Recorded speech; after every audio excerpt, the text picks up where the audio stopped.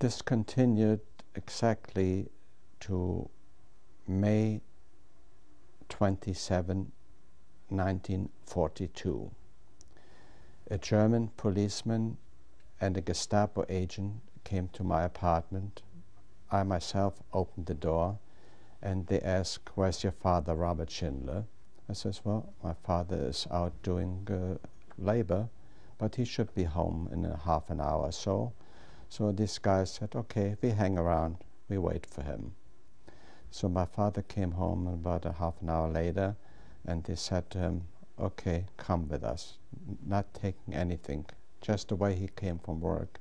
No clothing, no toothbrush, nothing at all. They just took him, and at the time they left, they said to my mother and myself, says, "Don't worry, you will see your father in a couple of days. Nothing will happen to them, you will see him." And they took him away.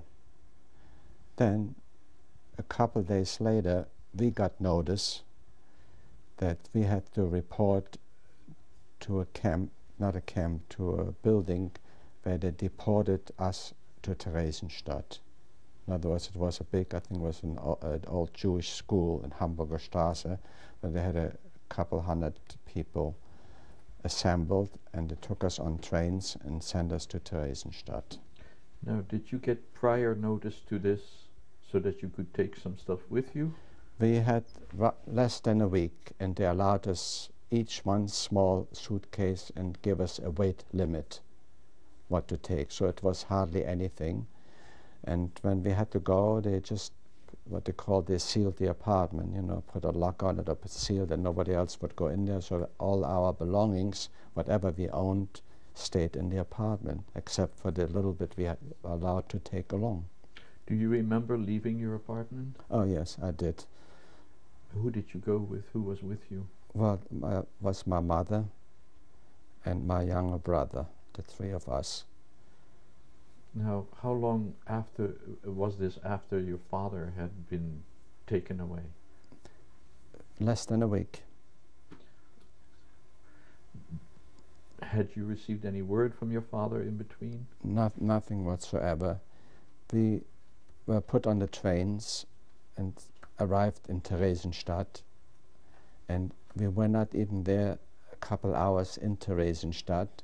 We were put into a very old army barracks called the Kavalierkaserne, which is one of the oldest buildings in Theresienstadt concentration camp.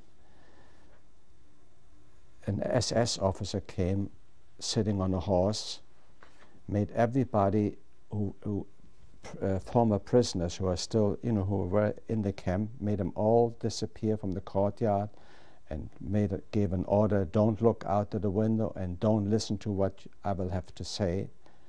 And he started, and we didn't know what. All of a sudden, he started reading out 154 names of all the women and children who were transported. At this was 154 people were transported to Theresienstadt.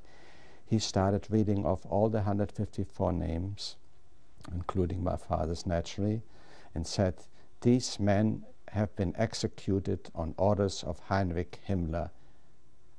Abtreten." That means you're dismissed.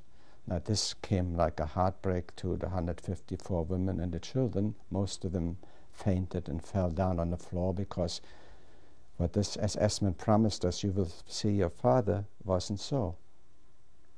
He was killed the next day after they picked him up. They picked him up May 27.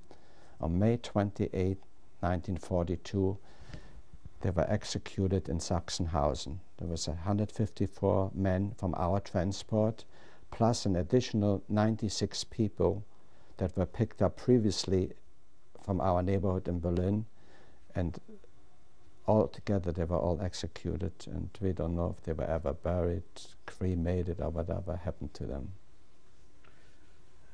Mr. Schindler, do you remember the trip from Berlin to Theresienstadt? Yeah, which wasn't too bad, because it was not like the usual trains that go to concentration camps, what we call the East, to Poland, to Auschwitz and all that. This was a regular German passenger train they had available, and it took, so the trip wasn't too bad. Were there any other people with you in the train that you, from your neighborhood or friends? Was there any other family? Or? Not really, no family. It was 154 family members. None of them were close to me at that time, but whoever is left over and survived, we are very close friends now, even after 50 years.